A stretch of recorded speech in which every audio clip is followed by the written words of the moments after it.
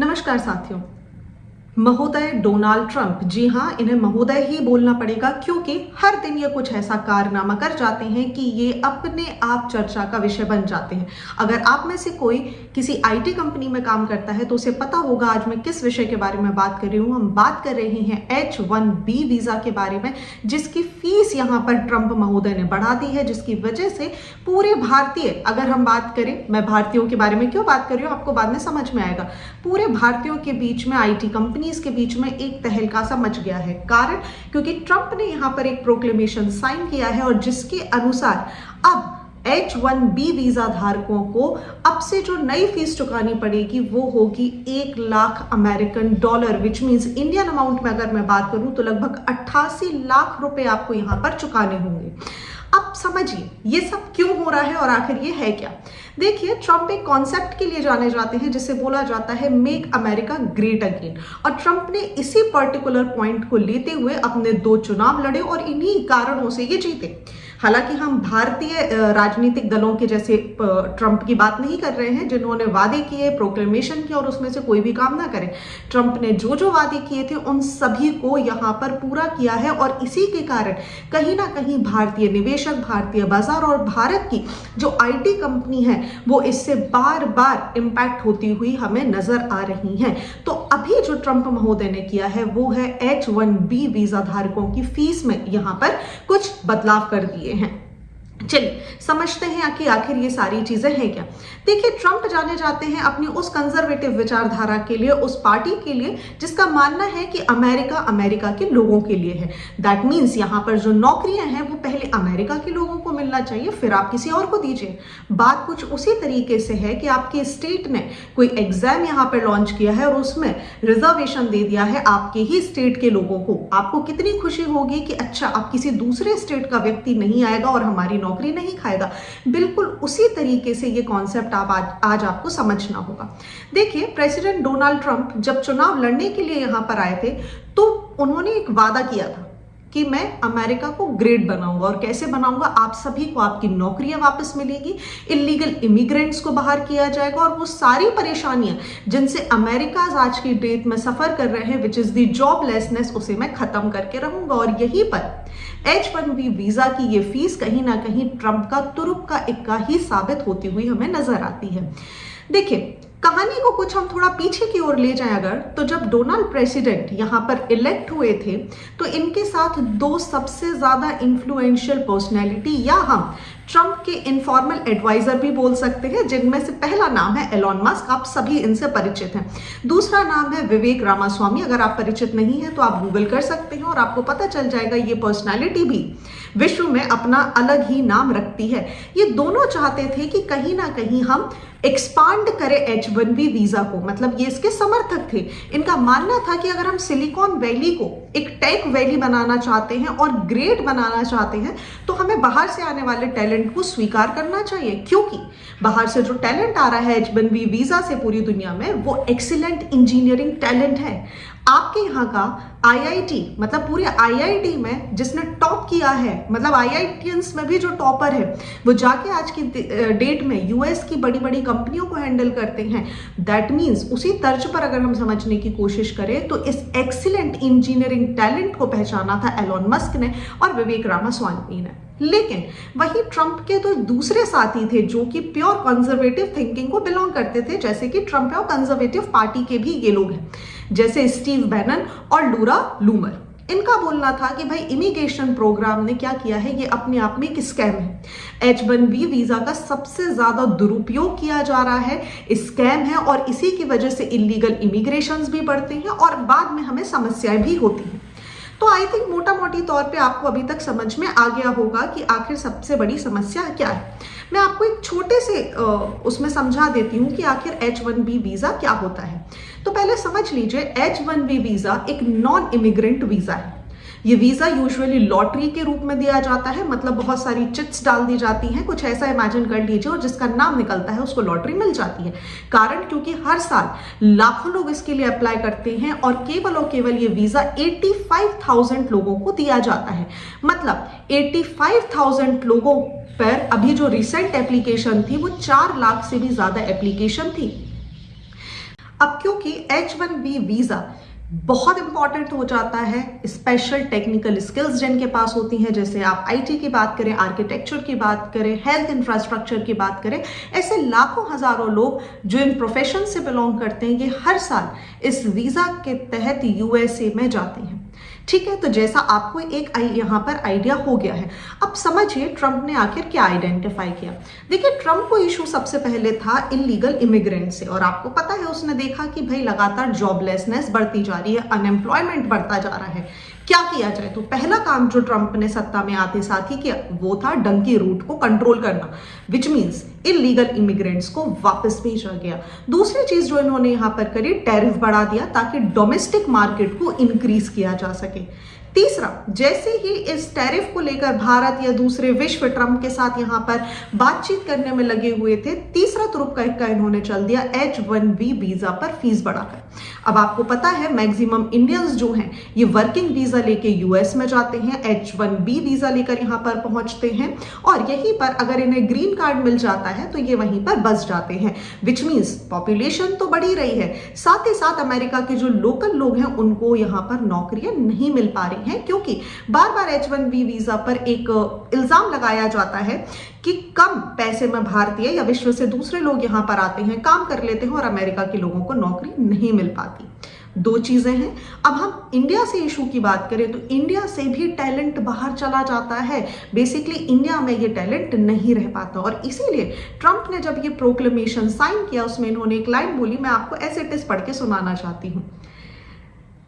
H1B visa has been deliberately exploited to replace rather than supplement American worker with lower paid, lower skilled labor। That means इन्होंने सीधे सीधे तौर पर यह बोल दिया कि इस वीजा की सहायता से जो लोग यहाँ पर आते हैं, पहली बात तो ये अमेरिका के लोगों की नौकरी खा रहे हैं, दूसरी बात ये कम पैसों पे काम करते हैं और इनके पास कोई खास स्किल भी नहीं होती है।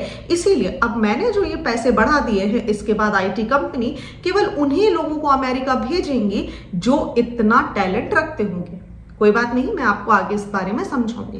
अब समझिए, H1B वीजा बेसिकली अलाउ करता है यूएस कंपनीज को भी कि वो जितने भी स्किल फॉरेन वर्कर्स होते हैं, जितने भी स्किल्ड लोग होते हैं, उनको अलग अलग जगह से बुला सकती हैं और उन व्यक्तियों के लिए जो वीजा का अमाउंट है इन कंपनीज के द्वारा पे किया जाता है।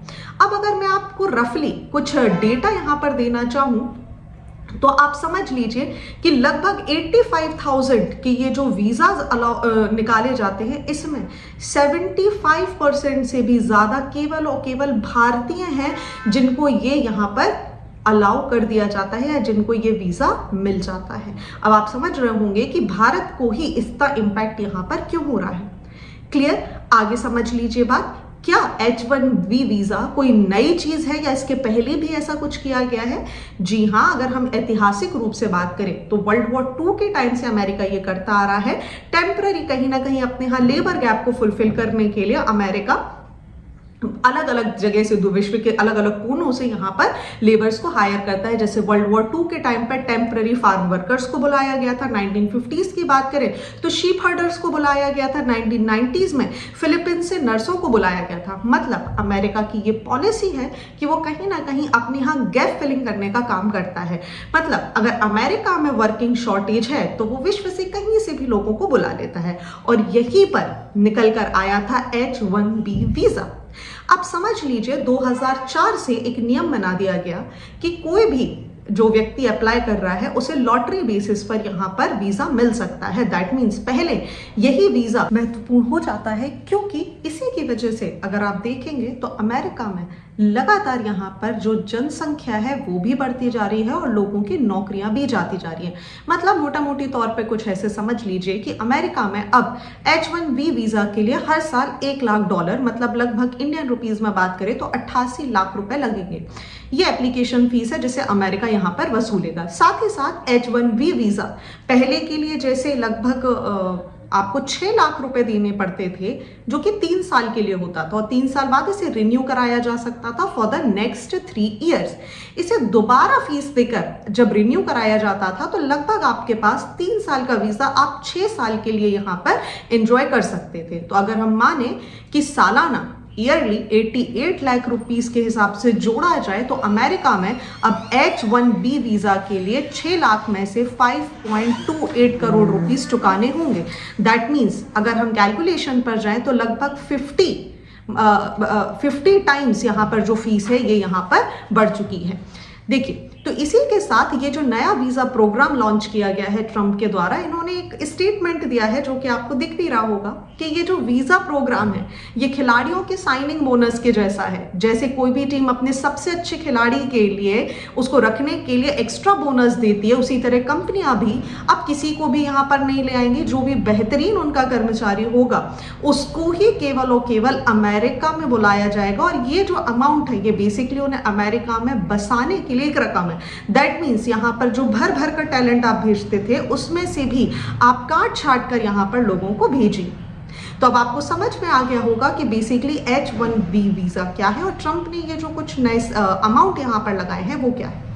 साथ ही साथ अब ट्रंप ने ये जो चीज की है इसके साथ ये एक और बात बोल रहे हैं कि हमने ये वीजा को लेकर आया, इसकी एप्लीकेशन फीस को बढ़ाया है क्योंकि हम चाहते हैं अमेरिका में जो लोग आ रहे हैं वो छटा हुआ टैलेंट हो, वो वही लोग आए जो एक्चुअली डिजर्व करते हैं। अब इससे दो चीजें होने वाली हैं, कंपनियां हर किसी के लिए ये वीजा की फीस पे नहीं कर सकती, वो भी लिमिटेड लोगों को भेजेंगे, और इसी के कारण यहाँ पर आपको हॉवर्ड लुटनिक का एक स्टेटमेंट यहाँ पर मैं बताना चाहूंगी। इन्होंने क्या बोला है कि देखिए, अगर आप किसी को ट्रेन करना चाह रहे हैं तो आपको जो रिसेंटली अमेरिकन यूनिवर्सिटीज से ग्रेजुएट हुए हैं उनको ट्रेन करिए, उनको नौकरी दीजिए, ठीक है। और साथ ही साथ अगर आपको जब कोई नहीं मिल रहा है तब आप सोचिए in the rarest of rare case कि आप विदेश या आप किसी दूसरी जगह से किसी को लेकर आएंगे, और दुनिया भर से लोगों को लाना बंद करिए ताकि हमारे खुद के जो लोग हैं उन्हें यहाँ पर क्या मिल सके, नौकरियां मिल सके। चलिए अब कुछ स्टैटिस्टिक्स के माध्यम से समझते हैं कि भारतीयों को क्या नुकसान यहाँ पर हुआ है। देखिए, आपके सामने एक इमेज यहाँ पर दिख रही होगी जिसमें आपको पता चलेगा कि भारत में पैदा हुए लोग H1B वीजा प्रोग्राम में सबसे ज्यादा बेनिफिशियरी हैं। एक डेटा यूएस गवर्नमेंट यहाँ पर शो करती है जिसमें इंडियंस लगभग 70%, जितने भी H1B वीजा निकाले जाते हैं 85,000, उसमें से 70% अप्रूवल जो मिलते हैं वो भारतीयों को मिलते हैं। उसके बाद दूसरे नंबर पे आपको चाइना देखने के लिए मिल जाता है, तीसरे नंबर पे कनाडा, और ऐसे आप जाते जाएंगे तो ब्राजील आपको सबसे आखिर में देखने के लिए मिलेगा।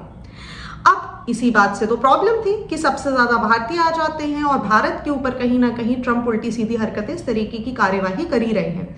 अब चूंकि ट्रंप एक बिजनेसमैन भी हैं, इसीलिए उन्होंने यहां पर एक और मॉडल लॉन्च कर दिया।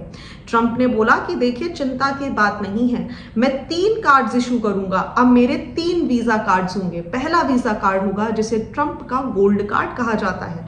मतलब ट्रंप का गोल्ड कार्ड लगभग 8.8 करोड़ रुपीस की एक फीस है विच यू हैव टू पे, और आप अमेरिका में अनलिमिटेड रेसिडेंट का अधिकार मिल सकता है, आप नागरिकता भी यहां पर पा सकते हैं। दूसरा एक कॉर्पोरेट गोल्ड कार्ड भी ट्रंप यहां पर दे रहे हैं जो कि लगभग 17.6 करोड़ के आसपास आपको देखने के लिए मिलेगा, जिसमें कंपनी किसी दूसरे एम्प्लॉय को यहां पर वीजा ट्रांसफर कर सकती है, ठीक है, और उन्हें दोबारा 1.76 करोड़ रुपीस देने की जरूरत नहीं होगी। और तीसरा कार्ड यहां पर लॉन्च किया गया है प्लेटिनम कार्ड, और प्लेटिनम कार्ड के साथ बोला जा रहा है कि आप बिना टैक्स दिए अमेरिका में 270 दिन रह सकते हैं और आपको ट्रैवल वीजा की जरूरत नहीं होगी। हालांकि ये सारी चीजें हमारे समझने का विषय नहीं है क्योंकि ट्रंप बहुत सारी उल्टी सीधी हरकतें करते हैं जो बाद में जाके फेल हो जाती हैं। अब सवाल ये उठता है कि क्या इसका असर भारतीयों पर पड़ेगा? तो जी हाँ, इससे रिलेटेड कुछ अपडेट्स आ चुके हैं जिनको मैं कमेंट सेक्शन में यहाँ पर पिन कर दूंगी। आप देख लेंगे कि अमेरिका की जो गवर्नमेंट है उसने क्लियर किया है कि ये जो फीस है वो एनुअल फीस है या फिर नहीं है, उससे रिलेटेड कुछ अपडेट्स है जो आपको देखने के लिए मिल जाएंगे। अब सवाल ये उठता है कि क्या ये जो प्रोक्लेमेशन साइन किया गया है, क्या इसे यूएस गवर्नमेंट के इस प्रोक्लेमेशन को कहीं ना कहीं कोर्ट में चैलेंज किया जा सकता है? जी हाँ, ट्रंप ने प्रेसिडेंट होते हुए एक प्रोक्लेमेशन निकाल दिया है, लेकिन इतनी बड़े अमाउंट का एक प्रोक्लेमेशन निकालना $1 लाख का, वो भी बिना कांग्रेस और सीनेट को यहां पर अपने अंडर में लिए हुए, यहां से प्रॉब्लम ट्रंप की बढ़ सकती है क्योंकि इसे यूएस की कोर्ट में चैलेंज किया जा सकता है और पॉसिबिलिटी ये है कि इसको डेफिनेटली गिरा दिया जाएगा, इसे अनकॉन्स्टिट्यूशनल या इनवैलिड घोषित कर दिया जाएगा। मीनवाइल जब ये चीजें कोर्ट में चलेंगी, लोग कोर्ट को अप्रोच करेंगे, उसी टाइम पर जो दूसरे देशों में कंपनियां हैं वो यहां पर बोलेंगी कि भाई आप हमारे देश में आ जाइए, और इसी का फायदा उठाया है चाइना ने। जी हाँ, मैं आपको जो नेक्स्ट वीडियो बताऊंगी उसमें चाइना ने के वीजा लॉन्च कर दिया है। वो बोल रहे हैं कि आपको कहीं भी जाने की जरूरत नहीं है, परेशान मत होइए। आप ट्रंप के H1B वीजा से परेशान है, हम के वीजा यहां पर आपको देंगे और इस के वीजा के जरिए चाइना दुनिया भर से साइंटिस्ट और टेक्निकल एक्सपर्ट्स को अपने देश में बुलाने वाला है। हालांकि ये दूसरा विषय है, इसको हम नेक्स्ट वीडियो में चर्चा करेंगे। अब सवाल ये आता है कि क्या भारत को नुकसान होगा? जी हाँ, शॉर्टर टर्म पे नुकसान होगा, लेकिन शायद लॉन्गर रन में फायदा भी हो। अब जो भारतीय शायद विदेश जाने के बारे में सोचते थे, जो हमारा रॉ टैलेंट विदेश चला जाता था, वो शायद भारत में रहे, और हो सकता है हम भी चाइना के जैसे अपना खुद का एक गूगल डेवलप कर लें, हम खुद का ही अपना एक इंफ्रास्ट्रक्चर यहाँ पर डेवलप कर पाएंगे। लेकिन उसके लिए जरूरी है कि भारतीय मार्केट में उनके टैलेंट की पहचान की जा सके। अब चूंकि ट्रंप है और ट्रंप टैको ट्रंप के लिए फेमस है, आप सभी जानते होंगे TACO, ठीक है, जैसे आप टैको बेल्स जानते हैं ना, वैसे ही टैको ट्रंप भी फेमस है क्योंकि इसका मतलब है ट्रंप ऑलवेज चिकन्स आउट। मतलब ट्रंप एकदम से आते हैं, एक निर्णय लेते हैं, बिल्कुल तहलका मचा देते हैं दुनिया में, और बाद में जैसे ही उन पे यहाँ वहां से दबाव आता है, देखते हैं उनका विरोध ज्यादा हो रहा है, वो उससे पीछे हो जाते हैं, बैक ऑफ कर जाते हैं, बोल देते थे अरे मैं तो मजाक ही कर रहा था, ये तो मेरी एक पॉलिसी थी। तो हालांकि ट्रंप की पॉलिसी किस तरीके से होती है ये हमें देखना होगा। हालांकि इंडियन गवर्नमेंट ने और इंडियंस ने इसको बहुत अच्छा जवाब भी दिया है कि भाई आप हमारे टैलेंट से डरते हैं, इसीलिए आप H1B वीजा जैसी हरकतें करते रहते हैं। और ये पहली बार नहीं है जब वीजा के नॉर्म्स को लेकर कहीं ना कहीं ट्रंप ने भारतीयों और भारत पे दबाव बनाने की कोशिश की थी। सो आगे हम देखेंगे जिस तरीके के डेवलपमेंट होंगे कि क्या चीजें बाहर निकल कर आती हैं। तब तक के लिए thank you so much. Do like, subscribe my channel.